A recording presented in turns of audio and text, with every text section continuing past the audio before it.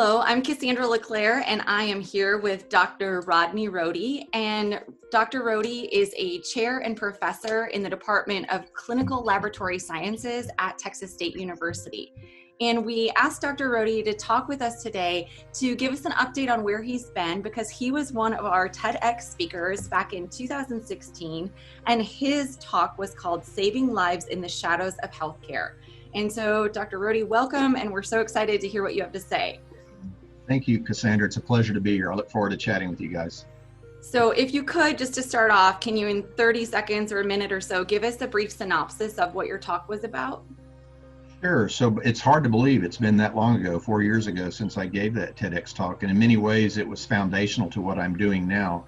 The talk was really about my profession, medical laboratory or clinical laboratory science, as we're often called.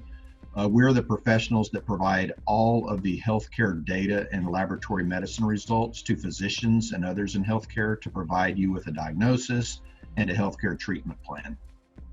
Wow. And yes, just even thinking of how everything has shifted and changed, just even in the ways that we talk about healthcare and think about healthcare in light of everything that's happened this year. Absolutely. Yeah, it's been quite an interesting year with the pandemic moving forward. And even in regards to that pandemic, part of the TED Talk that I did had to do with antibiotic resistance, which you might remember. And that is an ongoing global concern. Even during this pandemic, it's something we have to keep our eye on the ball for, because it can fall to the side, and we can't let that happen, because antibiotic resistance is a pandemic that's been going on for 40, 50 years. It's just kind of hidden. Yeah, and when I rewatched your talk again too, just your talk about MRSA and things like that, those conversations are still relevant. They didn't go away. In fact, they're more important than ever, as you just said. And I think that that's what can be difficult when we have something like a global pandemic. Obviously, our focus and attention is there, but it can be difficult to not let other things then lose focus as well. Yeah, absolutely. I mean, one of the things that people in my profession will continue to harp upon is that even with a pandemic and antibiotic resistance, people do not stop getting sick or having issues with other healthcare problems. So while COVID-19 is a massive concern right now, there are still issues with heart disease, antibiotic resistance, sickle cell disease, inherited disorders, and all of those types of diseases and concerns primarily are diagnosed by a medical laboratory scientist. So, like we like to say, without us, your doctor's just guessing. Mm-hmm. And physicians are wonderful and they do fantastic work, but they do rely on our work as kind of the cornerstone to your diagnosis. No, and that's really helpful, I think, to give that explanation to everyone, just to see the different levels and the different layers too. And that's why it's so important to have that awareness of our healthcare system, not just, who you see when you go to the office, but what it looks like overall for the structure. Yeah, absolutely. One of the biggest concerns in our field right now, which this pandemic has really put a light on, is our declining workforce in the medical lab profession. So this is a big concern nationally and globally.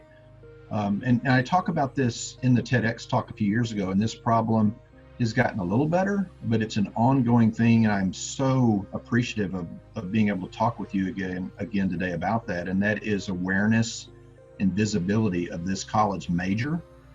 So for any students out there, or children, or early college students, or high school students, or junior high students that love being a diagnostic detective and working in healthcare, but maybe they don't want to be a nurse. Maybe they don't want to be in direct contact with patients, but they love science and they love being investigators and things like that. So that's our major, medical laboratory science or clinical laboratory science. They're synonymous right now. And we have everything from the MLT, which is the associate's degree, to the MLS, which is like my program at Texas State, the Clinical Lab Science Bachelor's degree. And we have master's degrees. And most recently and most exciting is we have a doctorate now in clinical laboratory science, the DCLS. So that's come about since my talk. We have about, I'd say, over a dozen of those now nationally. There's 3 programs. There's one in Rutgers in New Jersey. There's one in Kansas at the Kansas Medical Center. And even right here in Texas, there's one at UTMB Galveston. So these are awesome positions, because after you work as a bachelor's or master's level clinical lab scientist, you can apply to go to graduate school for a DCLS, and it's kind of like a PharmD or a doctorate of physical therapy, in the sense that we will be not only getting advanced coursework in the medical laboratory, but we will be rounding with the physician team, nurses, infection preventionists, physical therapists, pharmacists, to create a understanding by those other healthcare professionals about what we offer to patient care. And we're passionate about that. We feel like we are the experts. We are the experts on laboratory medicine, and you know, physicians and others have so much else on their plate.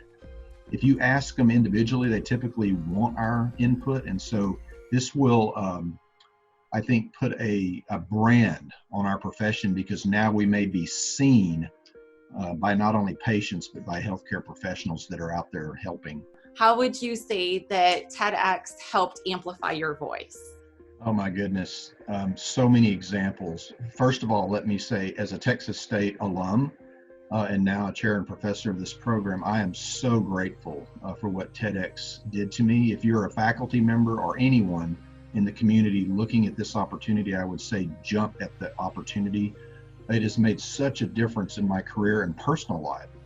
Since that time in 2016, a couple of major things that have happened, I think, that are related, if not directly related, to TEDx, was it really helped put my face and my profession on a national, if not international stage, due to that TEDx video. It was shared. It basically went viral, especially in my community, but also outside of that community, which is really important, like in high schools and junior highs and things like that. I think it also helped me at Texas State. In the last few years, you may be familiar with this idea of the big ideas at Texas State, which is being promoted.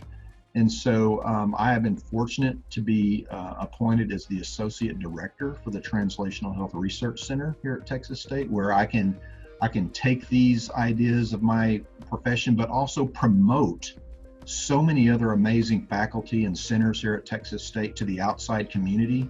I look at that as a growing need and advancement of science communication, as you mentioned. You know, I'm fully aware of this, and I think most medical professionals are, and healthcare and science professionals. We can be amazing researchers. We can be outstanding practitioners in healthcare and engineering and education and communications. But if the public doesn't see that, other than just say in a journal article or something like that, and those are critical, but we need more people stepping into the public stream of understanding of what we do. And so that amplification is critical for so many professions, including mine. And so I would say TEDx put that leverage and that ability for me to amplify just outside of my own normal sphere. I have since been invited as a contributing author for Forbes, American Society of Microbiology, and recently The Conversation. I've done some national and international news interviews and videos. And again, I don't think all of that happens without TEDx. That was really a jumping off point for me with respect to my personal and professional career. So I am so grateful, and I hope that it will continue with others that come to your program. I'm excited that I got the opportunity to talk to you today. Thank you. I know you're so busy and everything. It's just a strange time, but I appreciate this space, and I'm glad that we were able to chat with you. So again, this is Dr. Rodney Rohde, and we will link his talk down in the show notes below. And we are so excited. Again, his talk was called Saving Lives in the Shadows of Healthcare. And thank you again, Dr. Rohde. Thank you. Eat 'em up, cats.